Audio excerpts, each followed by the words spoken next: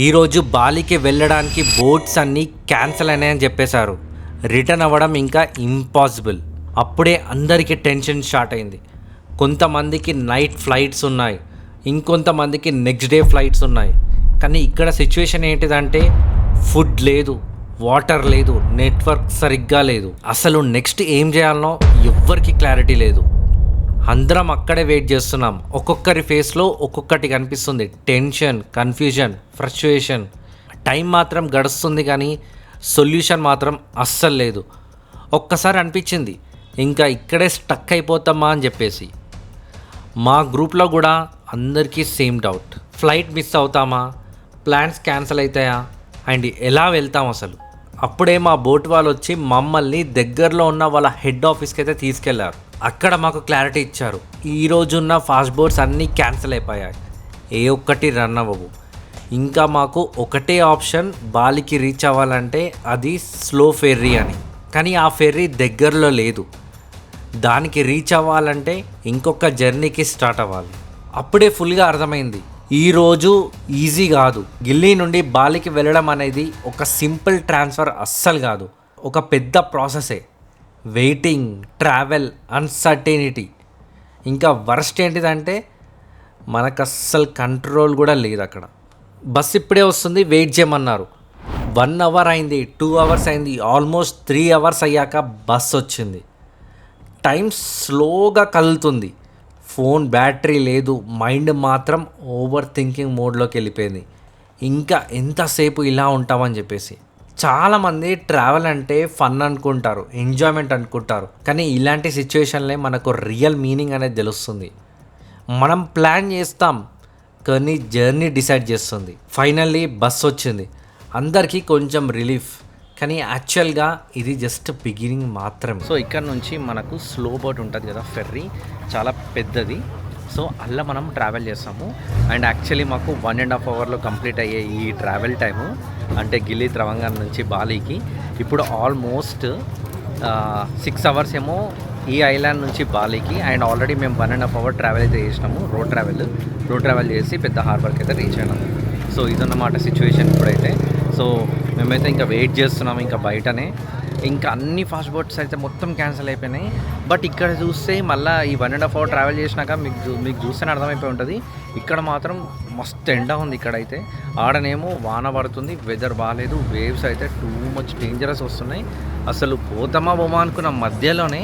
But లక్కీగా ఏంటంటే వాడు 2 స్టాప్స్ ఉంటాయి అనమాట. ఫస్ట్ వచ్చేసి గిల్లీ ఏరు, చాలా చిన్నది. అండ్ నెక్స్ట్ స్టాప్ ఏమో ఇదనమాట, లైక్ ఎక్కించుకొని తీసుకొని వెళ్తాడు. సో ఈ 2 స్టాప్స్లో ఆపేసి ఇక అదే స్టాప్లో వాళ్ళకి బ్యాడ్ వెదర్ రావడం వల్ల వాడైతే ఆపేసిండు.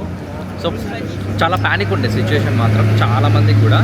అండ్ ఆ బోటు కూడా మొత్తం డ్యామేజ్ అయిపోయింది, లైక్ గుద్దుకుంటుంది. ఆపిన వెంటనే కూడా దిగనికి వస్తలేదు బయటికి. మీరు విజువల్ చూసుకోండి ఒక్కసారి, అసలు దిగడానికి కూడా రావట్లేదు. అండ్ ఇంకోటి ఏంటంటే బెస్ట్ పార్ట్, మాకు ఈ వేవ్స్ అనేటివి నిన్న వచ్చుంటే మాత్రం చాలా వరస్ట్ ఉంటుండే సిచ్యువేషన్ మాత్రం. ఎందుకంటే నిన్న మీరు ఆల్రెడీ పాత వీడియో చూసుంటే మాత్రం మా బోటు మిడిల్ ఆఫ్ సీలో ఆగిపోయింది ఇంజన్ ఫెయిల్ అవ్వడం వల్ల. లిటరల్లీ మేము 1 అవర్ మిడిల్ ఆఫ్ సీలో ఉన్నాం. ఈరోజు ఉన్న వేవ్స్ ఏవైతే వస్తున్నాయో అవి నిన్న వచ్చుంటే మాత్రం చాలా డేంజరస్గా ఉంటుండే సిచ్యువేషన్ అంతా, చాలా వరస్ట్ ఉంటుండే సిచ్యువేషన్ అంతా. సో మొత్తానికైతే ఇప్పుడైతే మేము హార్బర్కి అయితే రీచ్ అయిపోయినాం. ఇంకా ఆల్మోస్ట్ ఇది ఫెర్రీ కాబట్టి, చాలా పెద్ద ఫెర్రీ కాబట్టి ఇది సేఫ్గా మేము సేఫ్గా బాలికి రీచ్ అవుతామని కోరుకుంటున్నాను. ఫైనల్లీ బస్ జర్నీ కంప్లీట్ అయ్యాక హార్బర్ రీచ్ అయ్యాం. ఫస్ట్ లుక్లో అనిపించింది ఓకే ఇక్కడ నుండి ఇంకా ఈజీ ఉంటుందని చెప్పేసి. కానీ అక్కడ ఇంకో రియాలిటీ హిట్ అయింది. మన ఫెర్రీ అనేది ఇమ్మీడియట్ కాదు, కౌంటర్ దగ్గర వెళ్ళాక టికెట్ ఇష్యూ చేశారు. ఆ ప్రాసెస్ కూడా చాలా స్లోగా నడుస్తుంది. ఒక్కొక్కరిని చెక్ చేస్తున్నారు, నేమ్స్ వెరిఫై చేస్తున్నారు. టికెట్ ఇచ్చాక ఒకటే చెప్పారు, వెయిట్ చేయండి అని చెప్పేసి. టైం చూస్తే ఆల్రెడీ ఈవినింగ్కి దగ్గర వచ్చేసింది. మేము రీచ్ అయ్యేసరికి ఇంకో ఫెర్రీ ఆల్రెడీ రెడీగా ఉంది, వెళ్ళిపోయింది కూడా. అప్పుడే అర్థమైంది ఇంకా లాంగ్ వెయిట్ ఉంది. అక్కడ కూర్చొని వెయిట్ చేస్తూ ఉన్నాం. 1 అవర్ 2 అవర్స్ అయ్యాక టైం స్లోగా మూవ్ అవుతుంది. అందరికీ సేమ్ ఫీలింగ్, ఎప్పుడు బోర్డింగ్ స్టార్ట్ అవుతుందని చెప్పేసి. అందరం ఒక కార్నర్లో కూర్చున్నాం, జస్ట్ అబ్జర్వ్ చేస్తున్నాం. ఇంకా రిటర్న్ డీలే అని ఫిక్స్ అయిపోయాం. సన్సెట్ అయ్యాక లైట్ స్లోగా తగ్గిపోయింది, ఎన్విరాన్మెంట్ కామ్గా ఉంది. కానీ ఆ కామ్లో కూడా టెన్షన్ ఉంది. ఒక్కసారి అనిపించింది మేము కరెక్ట్ డెసిషన్ తీసుకున్నామా లేదా అని చెప్పేసి. ఫైనల్లీ బోర్డింగ్ అనౌన్స్ చేశారు. అందరం సడన్గా యాక్టివ్ అయిపోయాం. లైన్లో నిల్చొని ఫెర్రీకి మూవ్ అయ్యాం. కానీ అప్పుడు కూడా ఇంకా జర్నీ స్టార్ట్ మాత్రమే. ఇక్కడ బేస్మెంట్లో చూస్తే ఇదంతా కార్గో షిప్. అన్ని వెహికల్స్, అన్ని కార్స్ మొత్తం ఇక్కడనే ఉన్నాయి. సో ఇంకా మేము పైకి వెళ్ళి కూర్చున్నాం. ఇక్కడ 4 o'clock వస్తే 6 o'clock బోట్ అనేది స్టార్ట్ అవుతుంది. సో ఆల్మోస్ట్ మళ్ళీ ఇక్కడ 2 hours వెయిట్ చేశాక మళ్ళీ మనం ఫెర్రీ అనేది ఎక్కేసాం. ఫెర్రీ అనేది చాలామంది ఇప్పటివరకు ఎక్స్పీరియన్స్ చేసి ఉండరు. సో దీనివల్ల మాకు ఇంకొక ఎక్స్పీరియన్స్ కూడా స్టార్ట్ అయిపోయింది. లోపలికి వెళ్ళాక కూర్చున్నాం. మార్నింగ్ నుంచి ప్రాపర్గా ఏం తినలేదు. ఫస్ట్ బిజీ ఉండడం వల్ల హంగర్ ఫీల్ అనేది అస్సలు కాలేదు. కానీ ఈ ఫెర్రీలో సెటిల్ అయ్యాక అప్పుడే యాక్చువల్గా బాడీ రియాక్ట్ అయింది. Full hungry mode. క్యాంటీన్లో కొన్ని ఐటమ్స్ కనిపించాయి కానీ తీసుకోవాలనిపించలేదు అస్సలు.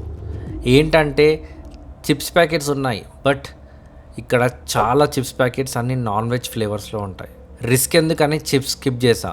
కానీ లాస్ట్ ఆప్షన్ మ్యాగీ తీసుకున్నాం. అది వెజ్ మ్యాగీ అని చెప్పేసి ఏదో సేఫ్గా ఉంటుంది అనుకున్నాను. కానీ ఫస్ట్ బైట్లో అస్సలు చెప్పలేను, టేస్ట్ మాత్రం ఒక హారబుల్ ఎక్స్పీరియన్స్ అని చెప్పుకోవచ్చు. వాళ్ళు కుక్ చేసే వాటర్ క్వాలిటీ కూడా చాలా వరస్ట్ ఉంది. ఫ్లేవర్డ్ కూడా చాలా వియర్డ్ ఉంది. ఇంకా స్టమక్ అస్సలు యాక్సెప్ట్ చేయలేదు. కానీ సిచ్యువేషన్ ఏంటంటే తినకపోతే ఇంకా కష్టం అని చెప్పేసి ఎలాగోలా కొంచెం తినేసినాం. కానీ అస్సలు సాటిస్ఫాక్షనే లేదు. ఇంకా నైట్ స్టార్ట్ అయ్యాక ఎన్విరాన్మెంట్ టోటల్గా మారిపోయింది. డేలో చూసిన సీ నైట్లో కంప్లీట్లీ డిఫరెంట్. చుట్టూ ఎక్కడ చూసినా డార్క్ వాటర్లా కనిపించాయి. డిస్టెన్స్లో మాకు ఏం కనిపించలేదు, ఓన్లీ సౌండ్ మాత్రమే వినిపిస్తుంది, వేవ్ సౌండ్. షిప్ ఎంత పెద్దగా ఉన్నా మూమెంట్ క్లియర్గా ఫీల్ అవుతుంది. అందరూ సైలెంట్గానే ఉన్నారు, కానీ ఆ సైలెంట్లోనే టెన్షన్ అనేది ఉంది అందరికీ.